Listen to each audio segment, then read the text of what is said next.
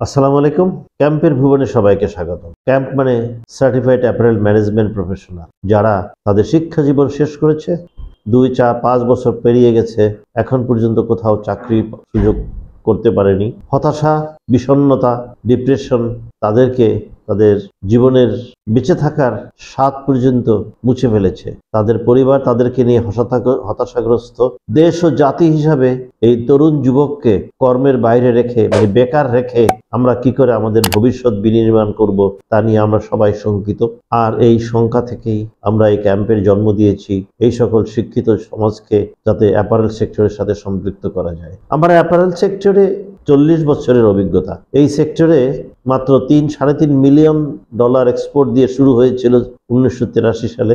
যদিও প্রথমত 1979 সালে এই বাংলাদেশে অ্যাপারেল শিল্পের জন্ম হয়, কিন্তু উল্লেখযোগ্য মোটামুটি বলার মতো শিপমেন্ট আমরা করতে পেরেছিলাম 1983 সালে মাত্র কয়েক মিলিয়ন ডলার। সেখান থেকে আজকে এই প্রায় 40 বছরে আমরা $46 বিলিয়ন পৌঁছে গেছি। এটা আরো ভালো হতো, কিন্তু বৈশ্বিক সমস্যাগুলো, বৈশ্বিক অর্থনৈতিক মন্দা, যুদ্ধাবস্থা সবকিছু মিলিয়ে আমাদের শুধু বাংলাদেশ না, সারা পৃথিবী অর্থনৈতিকভাবে পিছিয়ে পড়ছে এবং সেই পৃথিবীর এই বিশ্বের আমরা ছোট্ট একটা দেশ হিসাবে আমরাও সেই অর্থনৈতিক বিপর্যস্তের শিকার হচ্ছি। তবু আমরা হাল ছাড়িনি।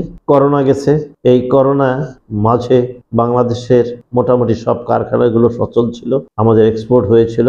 আমাদের যে সমস্ত ভাইয়েরা দেশের বাইরে বৈদেশিক মুদ্রা অর্জনের কাজে নিজেকে নিয়োজিত করেছেন, সেই বৈদেশিক কর্মসংস্থান যারা, সেই যোদ্ধারা আর আমাদের এই অ্যাপারেল শিল্পের যোদ্ধারা এই করোনাকে মোকাবেলা করতে সক্ষম হয়েছে। মানে আল্লাহর রহমতে বাংলাদেশকে যে ধারায় বা যে গতিতে আমরা আগাচ্ছিলাম, সেখান থেকে আমরা হয়তো একটু স্লো হয়ে গেছি, কিন্তু আমরা একেবারে থেমে যাইনি। আমাদের চাকা, আমাদের উৎপাদনের চাকা ঘুরতেই ছিল। আমরা সমস্যা ফেস করছি ইদানিংকালে অনেকভাবে। এই অ্যাপারেল শিল্পের সবচেয়ে বড় সমস্যা যেটা, অনেকেই বলবেন ওয়ার্কারদের স্যালারি নিয়ে সমস্যা হচ্ছে, ওয়ার্কারদের সাথে মালিকের সম্পর্কের অবনতি ঘটছে। এর কোনোটাই পুরোটা সত্য না। হ্যাঁ, আংশিক সত্য। তবে সবচেয়ে বড় সমস্যা হলো আমরা আমাদের এই অ্যাপারেল শিল্পের উৎপাদিত পণ্যের সঠিক মূল্য পাই না। এটাই বাংলাদেশের প্রধানতম চ্যালেঞ্জ। এবং এই চ্যালেঞ্জ থেকে যদি আমরা বেরিয়ে আসতে না পারি, অর্থাৎ এই চ্যালেঞ্জকে যদি আমরা সঠিকভাবে মোকাবেলা করতে ব্যর্থ হই, তাহলে একসময় বাংলাদেশের এই অ্যাপারেল শিল্প মুখ থুবড়ে পড়বে। আমি একটা সহজ পরিসংখ্যান দেই। সবাই জানেন এই অ্যাপারেল শিল্পের সাথে যারা জড়িত, বিশেষভাবে মার্কেটিং শিল্পের সাথে যারা মার্কেটিং মার্চেন্ডাইজিং এর সাথে কাজ করে, তারা সবাই জানে হিসাবটা খুবই সহজ। বাংলাদেশ সরকার বা বাংলাদেশ ব্যাংকের বেঁধে দেওয়া নিয়ম আছে যে আমরা আমাদের এই উৎপাদিত পণ্যের মজুরি, মানে cost of manufacturing CM FOB 25% বা 20% হতে হবে। কিন্তু বাস্তবে দেখা গেছে আমরা সেটা আমাদের কাস্টমারের কাছ থেকে পাই না। তখন আমাদেরকে কোনো না কোনো বিকল্প ব্যবস্থায় বেঁচে থাকার স্বার্থে কোনো না কোনো অল্টারনেটিভ ওয়েতে, মানে হার্ট যখন কাজ না করে তখন আমাদের বাইপাস করতে হয়। আসলেই কিন্তু আমরা বাইপাস করে বেঁচে আছি, কারণ আমরা আমাদের মূল্যের, উৎপাদিত পণ্যের বা সঠিক মূল্যের থেকে বঞ্চিত হচ্ছি। একটা সহজ উদাহরণ দিই। ধরেন একটা স্ট্রেস 98% কটন, 2% লাইকরা 12 আউন্স ডেনিমের একটা প্যান্ট তৈরি করব। কাস্টমার বলল, আমাদেরকে একটা টার্গেট দিল, একটা কোয়ান্টিটি বলল।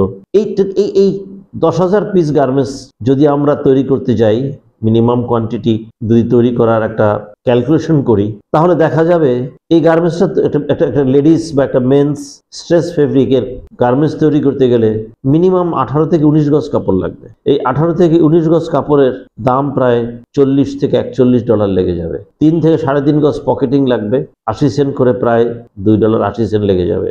এবং accessories, thread, button, label, hangtag, poly, carton, tissue paper, bandrole, photo inlay সবকিছু মিলিয়ে আরো $10, মানে প্রায় $55 চলে যাবে এই র মেটেরিয়াল কস্ট। অর্থাৎ আমার এফওবির 73% থেকে 75% চলে যাবে এই কাঁচামালের যোগান দিতে। এরপর এটাকে ওয়াশ করতে হবে, স্টোন এনজাইম ওয়াশ করে। Very basic stone enzyme wash করতে গেলে মেন্স বা লেডিস ট্রাউজারের প্রায় $6।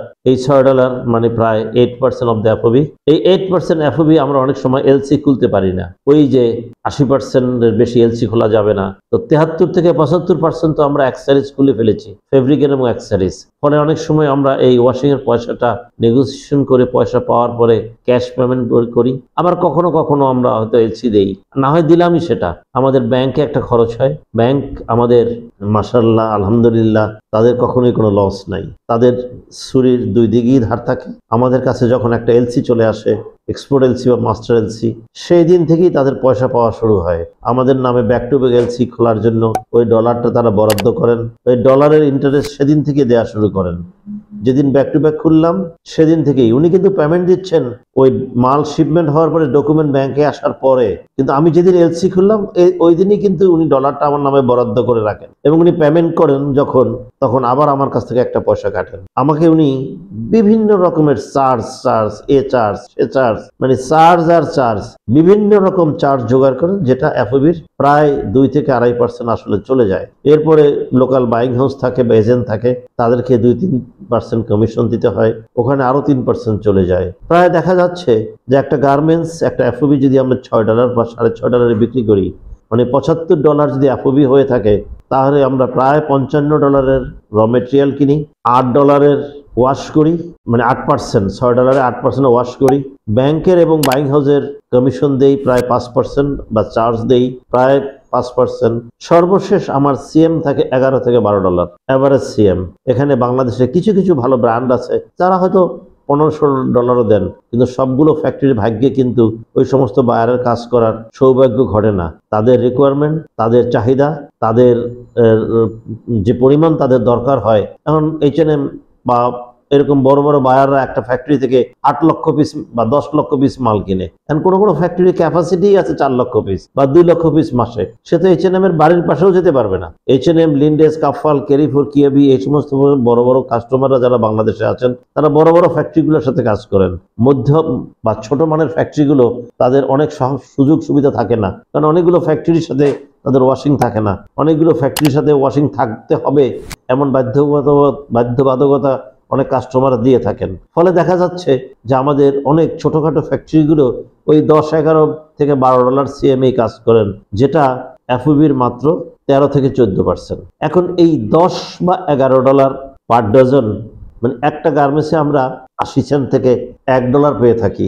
এই $1 বা $12 পার ডজন, এই টাকা দিয়েই আমার ফ্যাক্টরির স্যালারি, ওভারটাইম, হাউস রেন্ট, তারপরে সিএনডেপ cost, transport cost, gas bill, electric bill, কোথাও কোথাও পানির বিল, তারপরে আমাদের সিএনডেপ চার্জ, আমাদের ট্রান্সপোর্টেশনের চার্জ, আমাদের পার্সেলের চার্জ, আমাদের গাড়িগুলোর ফুয়েল, গাড়িগুলোর ডেপ্রিসিয়েশন বা ভাড়া, মেশিন এবং ফার্নিচারের ডেপ্রিসিয়েশন, সবকিছু যখন আমরা বাদ দেই বা সবকিছু যখন আমরা দেই, তখন কতটুকু পার্সেন্ট লভ্যাংশ, কত $1,000,000 খরচ করে বা $1,000,000,000 খরচ করে একটা ফ্যাক্টরি করা হয়, সে তুলনায় ফ্যাক্টরির যে লভ্যাংশ ফ্যাক্টরির মালিক পক্ষের হাতে পৌঁছায়, সেটা খুবই নগণ্য। আপনারা ওই বাংলাদেশে 300 লাইনের অথবা খুব ভালো বায়ারের কাজ করে এরকম হাতে গোনা 50টা ফ্যাক্টরি বাদ দেওয়ার পরে আর খুব বেশি ফ্যাক্টরি খুঁজে পাবেন না যারা এর চাইতে ভালো সিএম পান। যদি পেতেন তাহলে হিসাব করে দেখেন, হিসাবটা আমার কাছ থেকে নিয়েন না, হিসাবটা বিজিএমই এবং বিকেএমই এর কাছ থেকে নেন। গত 4 বছরে বা গত 5 বছরে বা গত 6 মাসে বাংলাদেশে কতগুলো ফ্যাক্টরি বন্ধ হয়ে গেছে। বিজিএমই শুরু থেকে আজ পর্যন্ত কতগুলো মালিক বাংলাদেশ ছেড়ে পালিয়ে বেঁচে গেছেন। ফ্যাক্টরির শুরুর দিন থেকে আজ পর্যন্ত কতগুলো মালিক নিজেরা দেউলিয়ত্ব ঘোষণা করেছেন। বাংলাদেশের পায়োনিয়ার ফ্যাক্টরি, বাংলাদেশের হিমালয় বলে যাকে চিনি, ওপেক্স গ্রুপ, বিলিয়ন ডলার যার এক্সপোর্ট ছিল, 45,000 ওয়ার্কার, 43 একর জায়গার উপরে যার ফ্যাক্টরি ছিল, সেই কারখানাই যখন অর্থাভাবে দেউলিয়া হয়ে যেতে পারে, সেখানে ছোট ছোট চুনুপুটুদের কথা তো বাদই দিলাম, এই সমস্ত রাঘব বোয়াল বা এই সমস্ত হিমালয় সাইজের ফ্যাক্টরিগুলোও কিন্তু বন্ধ হয়ে যেতে বাধ্য হয়েছিল শুধুমাত্র সঠিক মূল্য না পাওয়ার কারণে। বাংলাদেশের যারা ব্যবসা করেন, যারা সরাসরি বায়ারের অফিস আছেন, অথবা যারা ইম্পোর্টার আছেন, অথবা যারা রিটেইলার আছেন, অথবা যারা বাংলাদেশ থেকে দেশের বাইরে কোনো না কোনো ছোটখাটো কাস্টমার সাথে সরাসরি কাজ করেন, সবগুলো কাস্টমার সবাই, আমি তাদের গত 10 বছরের বলবো, কোনো ফ্যাক্টরির বা কোনো ব্যাংকে যান, 10 বছরের এলসি খুলে বের করেন, অর্ডার শিট খুলে বের করেন, তারা গত 10 বছরে 15 থেকে 25% এফওবি কমিয়েছেন। এই 15 থেকে 25% এফওবি কমানোর পরেও যে গার্মেন্টস মালিকরা ফ্যাক্টরি চালাচ্ছে, কিভাবে চালাচ্ছে সেটা বিবেচনা করে দেখা দরকার। সময় এসেছে এগুলো নিয়ে তদন্ত হওয়া উচিত, এবং এখানে আমরা যে সমস্ত চ্যালেঞ্জ ফেস করি সেই চ্যালেঞ্জগুলো নিয়ে গোল টেবিলে খোলা মনে আলোচনা হওয়া উচিত। আমরা যেন আমাদের প্রতিযোগী দেশ ছাড়া নিজেদের দেশে বাংলাদেশের মধ্যেই এক ফ্যাক্টরি আর এক ফ্যাক্টরির যেন প্রতিযোগী না হই, এবং এই প্রতিযোগিতা করতে গিয়ে আমরা আমাদের সিএম বা কস্ট অফ ম্যানুফ্যাকচারিং কমিয়ে দিয়ে আমাদের কাস্টমারদের স্বার্থ রক্ষা না করি। উচিত হবে বিজিএমই, বিকেএমএ সহ বাংলাদেশ সরকার, বিজিএমএ এবং বিকেএমএর ওনাররা সহ এই বিষয়ে যারা অভিজ্ঞ তাদের সকলকে নিয়ে খোলা মনে গোল টেবিল আলোচনা হওয়া উচিত, কি করে আমরা আমাদের বাংলাদেশের প্রত্যেকটা উৎপাদিত পণ্যের সঠিক মূল্য পেতে পারি।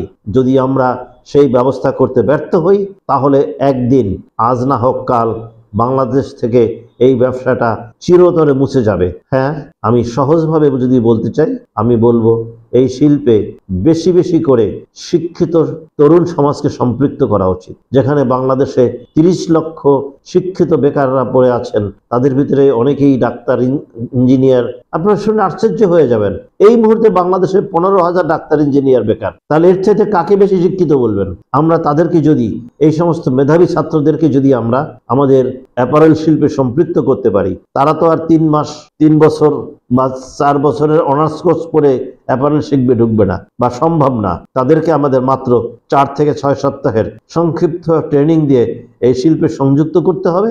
পরবর্তীতে তারা তাদের যোগ্যতা দিয়ে, তাদের মেধা দিয়ে, তাদের পরিশ্রম দিয়ে, তাদের আন্তরিকতা দিয়ে, তারা তাদের এই ক্রিয়েটিভিটি দিয়ে, তারা তাদের প্যাশন্স দিয়ে, তারা তাদের হিউম্যানিটি দিয়ে এই শিল্পের উন্নতি সাধন করতে পারবে বলে আমার বিশ্বাস। ক্যাম্প সেই কাজটাই করছে। তাই আসুন আমরা সবাই মিলে ক্যাম্পের মাধ্যমে বাংলাদেশের এই প্রধানতম চ্যালেঞ্জকে মোকাবেলা করার জন্য আজ এবং এখনই প্রস্তুতি নেওয়া শুরু করি। ধন্যবাদ সবাইকে।